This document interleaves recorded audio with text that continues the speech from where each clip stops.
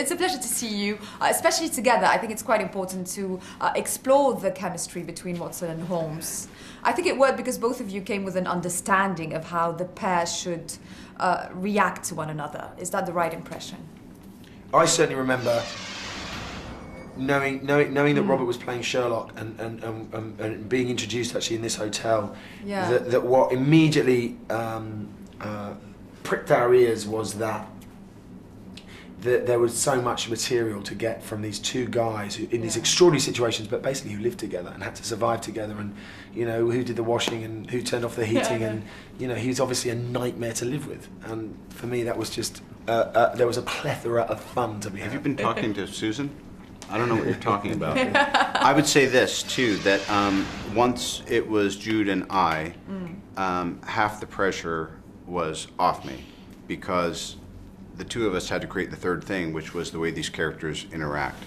And the more uptight, because he's nothing if he's not an uptight guy, but the more he's stretching into these kind of collars and things, if you see my rugby ball and all that kind of gentlemanly stuff, the freer I could be to be just a little more eccentric. And then there's times when I'm reeled in, and then there's times when we're just bickering, and almost like, if you ask me, Sherlock Holmes would never raise his voice and start yelling at somebody, but that was our interpretation of, sometimes they're bickering like two old queens who are wondering what street they want to go antiquing on.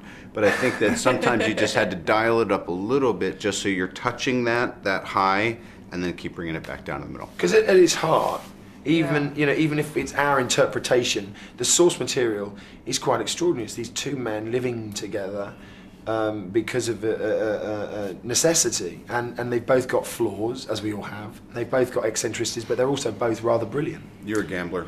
I think it's quite exciting that you guys had the opportunity to take those beloved characters and turn them into something modern but true to the beginning at the same time. Was that a difficult thing to achieve? That was the reason I did the gig. It was so much, what a challenge, and also what a thrill, right? Yeah, and I also tend to think on just a purely business level, is this going to be a film that I can tell my friends they're safe to bring their kids to?